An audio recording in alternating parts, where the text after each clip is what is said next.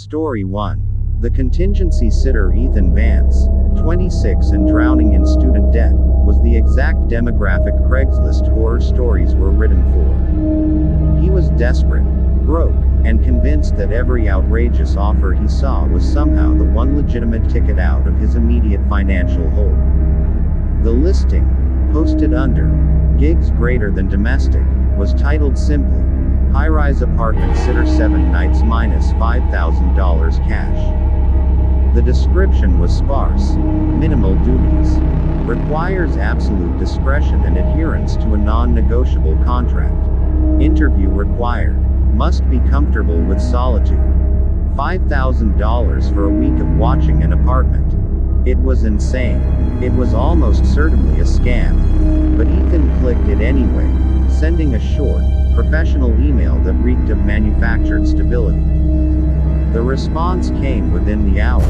Not from an email, but a number he didn't recognize. A burner phone, he guessed. Meet me at the Azure Tower lobby, 7 p.m. tonight. Ask for Silas Thorne. Silas Thorne was everything the listing was not. Meticulous, quiet, and terrifyingly polite. He was dressed in a dark, perfectly tailored suit that looked expensive, and his eyes, a washed-out gray, never seemed to blink. The Azure Tower was one of the city's most exclusive high-rises, a needle of glass and steel piercing the sky. Ethan felt hopelessly underdressed in his worn denim jacket. The interview, conducted while ascending 40 floors in a silent elevator, was less about Ethan's qualifications and more about his willingness to be invisible. You understand the terms, Mr. Vance. Thorne's voice was dry, like old parchment. 7 nights. Complete isolation. No guests. No communication with the outside world beyond necessary means. You were the contingency. The contingency for what? Ethan asked, his stomach tightening as the elevator chimed, opening onto a private, marble-floored foyer. Thorne didn't answer. He simply gestured to the apartment door, which was heavy, obsidian black, and lacked a peephole. The apartment itself was vast and unsettlingly sterile. Floor-to-ceiling windows offered a dizzying panorama of the glittering city, but the room was minimalist. White leather, sharp angles, and an uncomfortable lack of personal touches. Thorne laid a single, embossed contract on a sleek glass table. The pay is generous because the rules are absolute. Break 1, and the remainder of your payment is forfeit. We monitor adherence electronically. Ethan scanned the document. It was 5 pages long, dense with legal jargon, but the core stipulations were clear, written in bold. You must remain inside the apartment between the hours of 10 p.m. and 7 a.m. The single exception is for documented medical emergency. All smart devices, phones, laptops, tablets, must remain powered off and stored in the provided lockbox during the hours of 1 a.m. and 6 a.m. Under no circumstances are you to use the master bedroom closet. It is to remain locked. After midnight, you must not look directly out of any window. You may look at the ceiling, the floor, or the walls, but the outside world is not your concern until sunrise. The last one made the fine hairs on Ethan's neck prickle. After midnight, Ethan asked, trying to sound professional, why the window rule? Thorne smiled, a slow, utterly joyless movement of the lips. The city is beautiful, Mr. Vance. But it is distracting. We require your complete focus on the interior space. Now, sign the document. I will transfer half the payment now, the remainder upon successful completion. Desperation 1. Ethan signed, his signature shaking. Thorne handed him a bank transfer notification for $2,500 and a key card. You will hear nothing, Thorne stated, turning to leave. But if you do, ignore it. You are the contingency for nothing. The isolation was immediate and heavy. The silence was the first thing that became a presence in the room, a cotton wool vacuum broken only by the hum of the high-rise's ventilation. Ethan felt like he was floating outside the world. At 1 a.m., he dutifully locked his phone and laptop in the heavy metal box Thorne had provided. The second bedroom was across the hall. He noticed the door was made of a dark, pitted wood, unlike the polished white doors everywhere else. It was closed, but not locked. He remembered the contract. The master bedroom closet is to remain locked. He checked the master bedroom. There was no closet, only a large, floor-to-ceiling mirror. He checked the second bedroom again. The door was definitely closed. Was Thorne testing him? At 1:30 a.m., Ethan was reading a paperback when a sound drifted from the second bedroom. It was a faint, wedge-schlepping sound, like a towel being dragged across a tiled floor, followed by a soft thump. Ignore it. He put his head under a pillow. The noises stopped after 15 minutes. He told himself it was the building settling, or pipes. Ethan was losing his grip on time. He stayed up late, trying to tire himself out, only to wake up in a cold sweat. He kept thinking about the window rule. He imagined it was simply to prevent him from taking photographs of the view that might reveal the apartment's layout or Thorne's identity. At 12:05 a.m., a movement in his peripheral vision startled him. He was in the living room, reading. He hadn't been looking at the windows, but the sheer size of the glass wall made them an unavoidable presence. He saw it. A shadow, impossibly close to the glass, high above the streets. It was vaguely humanoid, but too tall, too slender, and it seemed to slide rather than walk across the outside face of the window. Panic seized him. He jumped up and scrambled to the light switch, plunging the room into darkness. He pressed his back against the wall, heart hammering. Do not look directly out of any window. The shadow was gone. He waited, breath held tight, and finally flicked the lights back on. He was safe. He had followed the letter of the law. He forced himself to look at the contract again. Do not use the master bedroom closet. It is to remain locked. He went into the master bedroom. There was still no closet, only the mirror. The mirror was huge, framed in dark, polished wood, reflecting his terrified face back at him. As he looked closer, he saw that the surface of the mirror wasn't perfectly flat. It looked like it had a thin film of condensation, or perhaps a fine layer of dust on the inside of the glass. He ran a finger along the frame. It was perfectly sealed. Ethan couldn't sleep. He felt like he was living in a cage, constantly audited by unseen eyes. The noises from the second room were worse now. The dragging sound was more insistent, and last night, he heard a sound like something sipping water, followed by a soft, mournful sigh. He couldn't take it anymore. The mystery was a weight he had to lift. He waited until 3 a.m., after the communication restriction hours, and retrieved his laptop. He typed a single, frantic search into a private browser, Silas Thorne Azure Tower.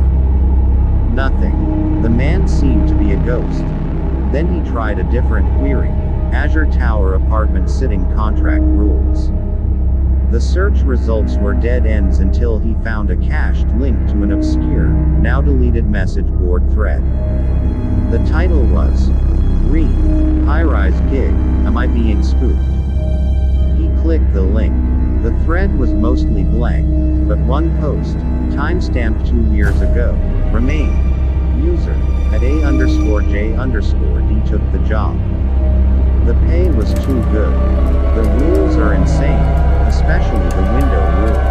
I think I broke the window rule on night 4. I saw a shadow, but it was too tall, it shouldn't have been there.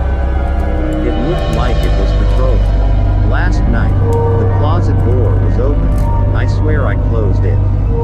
I heard breathing inside. I looked in the mirror, and I saw a date carved on the frame, 10/24. That's tomorrow. I think the apartment isn't empty. I think I'm the bait. The post cut off abruptly. Ethan checked the current date. It was October 25th. He felt the cold, hard certainty of impending doom settle over him. He wasn't the contingency for the apartment. The apartment was a contingency for something else, and he was the temporary guardian, or, worse, the temporary filler. He rushed to the master bedroom mirror, flicking on every light. He examined the wooden frame frantically. No date was carved there. But then he saw it. Not on the wood, but etched into the fine dust inside the glass, visible only in the stark, direct light. 10/26. That was today. The final night. He was rigid with terror, sitting bolt upright on the sofa, clutching the key card. He had one task left. Survive until 7 a.m. At 11:58 p.m., the lights in the entire apartment flickered, then died, plunging the vast space into darkness. The only light was the cold, blue luminescence of the city streaming through the windows. He was trembling, remembering the window rule. 2 minutes until midnight. From the second bedroom, the door to which he had never opened, came a new sound. It wasn't the dragging or the sipping. It was a mechanical click, like a latch disengaging, followed by a slow, heavy creak as the pitted wooden door began to open. He stood up, unable to move, unable to breathe. As the second bedroom door opened fully, he heard a sound that chilled him to his core. A voice, low and dry, like thorns, but amplified by 1,000 echoes, seemed to come from the heart of the darkness within the room. The contingency is breached. The item is secure. A monstrous shadow fell across the hall, too long and contorted for any human form. It was heading toward the master bedroom. Ethan knew he had to break a rule, any rule, to survive. The only rule that mattered now was escape. He dashed to the kitchen and grabbed a heavy steel pot. He ran back to the master bedroom and stared at the mirror. He wasn't supposed to touch the closet, which was the mirror. He swung the pot wildly, shattering the expensive glass into 1,000 gleaming shards. The moment the glass broke, a howling, agonizing shriek tore through the apartment, followed by the sound of something large and wet slamming against the wall in the second bedroom. Ethan didn't wait. He didn't look at the window, didn't look at the dark bedroom. He fumbled for his key card, burst out of the apartment, and pounded the button for the elevator. The elevator doors opened immediately. Inside, the lights were on, and a man stood there, not Thorne, but a tall, muscular man in a security uniform. "Mr. Vance, leaving early?" the security guard asked, blocking the exit. His face was placid, devoid of curiosity. There was a break-in. The glass shattered, Ethan stammered, pointing a shaking finger back down the hall.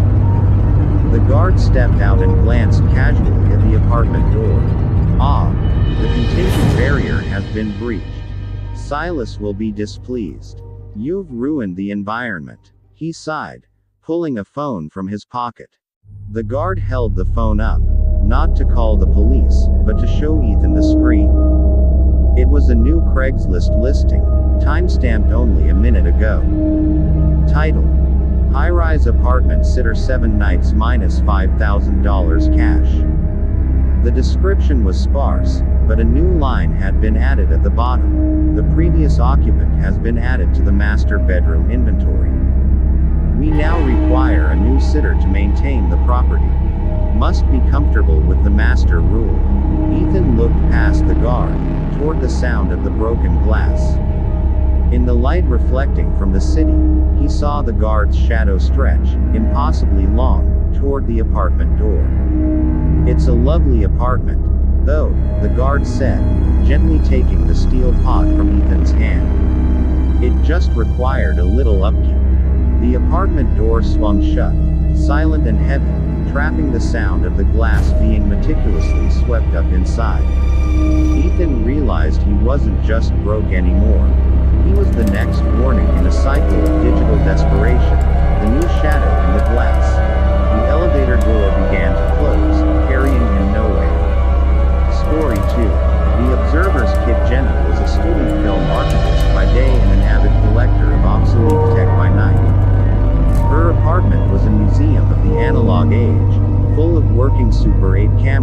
beta players, and the comforting whir of old electronics. She understood better than anyone that the real treasures didn't hide in auctions. They were dumped on classified sites for next to nothing. The listing was titled, "Vintage Cinema Projector and Media Console, Must Go ASAP -$100. The photo was blurry, showing a bulky 16mm projector half covered by a drop cloth. The price was absurd for a working unit. Jenna immediately suspected it was broken, but the desperate tone of the description, "must be gone by morning. Includes all accessories," spurred her into action. She secured the deal with a quick text and drove out that same evening. The address led her to the farthest outskirts of the city, to a neighborhood where the streetlights were scarce and the houses seemed to sink into the damp earth. The seller's home was an aging Victorian, dark and silent, with a porch covered in dead vines.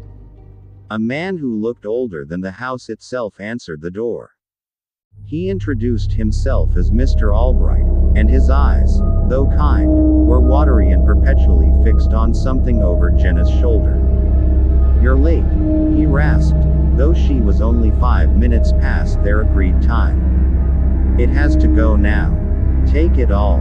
Every piece. I cannot have it in the house anymore."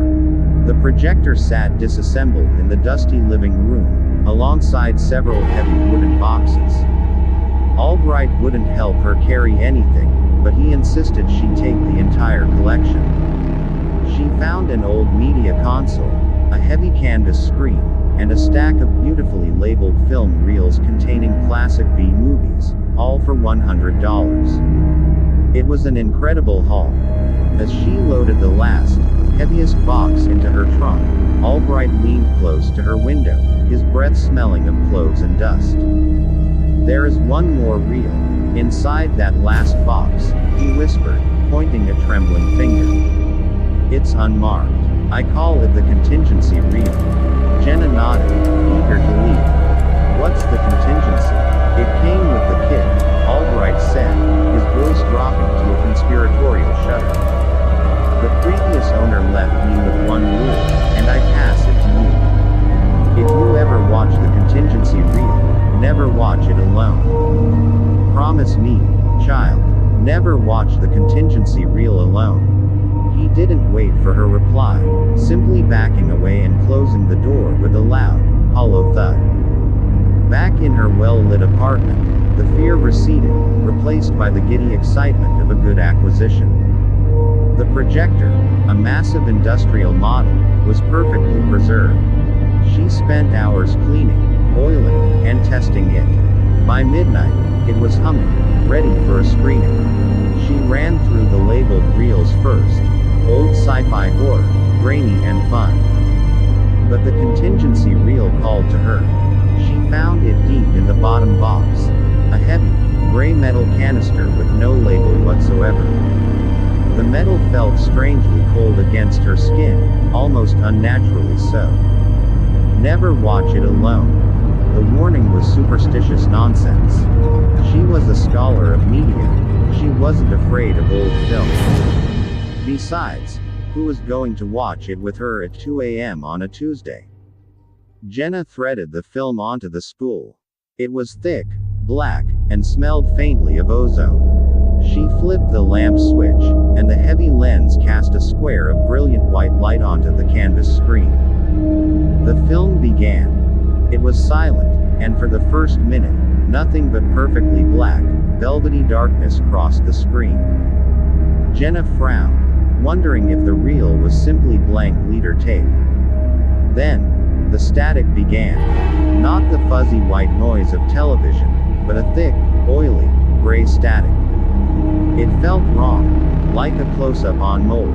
Suddenly, the image snapped into focus. It was shaky, handheld footage, extremely low quality, grainy, and filmed in perpetual shadow. But the content was terrifyingly clear. It was a fixed shot of a room. A simple, slightly cluttered living space with a large, distinctive bookcase. Jenna felt a cold certainty seize her stomach. She knew that bookcase. She knew that worn armchair. She knew the cheap print hanging crookedly on the wall. It was her living room. She watched, frozen, as the camera remained motionless, observing the empty space. Was this a trick? Had Albright filmed her apartment before she moved in? But she had only moved in 6 months ago. The furniture on the screen was hers. A digital time stamp in the bottom corner of the frame blinked into visibility. 2:17 a.m. Jenna glanced at her clock. It was 2:18 a.m. The film was current. Panic, cold and sharp, cut through her. She tried to move, but her muscles were locked, her eyes glued to the screen, watching her own life unfold from the viewpoint of an unseen camera perched somewhere in the corner of the room. The camera on the screen began to move. Slowly, smoothly. It panned away from the armchair, away from the bookcase, and focused on the massive black square of her window. Jenna's breath hitched. Her window looked out over the courtyard of her apartment complex. And outside the window, pressed against the glass, was a figure. It was tall, slender, and absolutely black against the distant city lights. It was holding a small, older model camera, a Super 8, she realized, and filming her. But the figure wasn't just filming the courtyard. It was filming the image projected onto her canvas screen. It was a terrifying feedback loop. The film showed the observer, who was observing her, who was watching the film. The projector was not just showing her a recording. It was a conduit, a viewfinder for the observer outside. The figure on the screen lowered its camera and slowly turned its head to face the lens. The face that emerged from the shadows was pale and gaunt, illuminated by the city glow reflecting off the apartment glass. It wasn't Silas Thorne from the first story, but it was someone just as desolate and haunted. It was Mr. Albright, the man who sold her the projector, but his features were younger, sharper, and his eyes, the kind eyes from before, were now wide, manic, and intensely satisfied. Jenna screamed, shattering the oppressive silence of the room. The scream broke the spell. She scrambled off the floor, grabbing the nearest heavy object, an old tripod leg, and swung it at the projector in a blind, hysterical frenzy. The glass lens shattered, the bulb fizzled with a pop, and the entire machine tumbled to the floor. The canvas screen went dark, replaced by a wash of static gray from the broken lens. Jenna stumbled backward, gasping for air, staring at the ruined equipment. The projector was broken, but the low, relentless whirring sound hadn't stopped. The film continued to feed, spooling across the broken lens and up onto the take-up reel. And then she saw the light again. It wasn't the powerful beam of the projector lamp, but a soft, pale, residual glow coming from the fallen machine. The projector, though broken, was now projecting the image directly from the film onto the wall, bypassing the broken lens. It wasn't black static anymore. It was her living room, perfectly clear, still showing the fixed view of the corner. Jenna realized the terrible truth. The film wasn't played by the projector. The projector was merely the frame. The film was running on its own awful kinetic energy, and the light that powered it was the fact that it was being watched. She didn't grab her phone. She didn't turn off the lights. She grabbed her keys and fled, slamming the door behind her. As she ran down the hall, she heard the soft, relentless whirring of the observer's kit, casting its picture onto the empty wall of her apartment, always ready for the next person to come along and break the sacred rule of media. Thank you so much for watching this video. Make sure to subscribe, like, comment and turn on notifications if you enjoyed the video so you never miss an upload.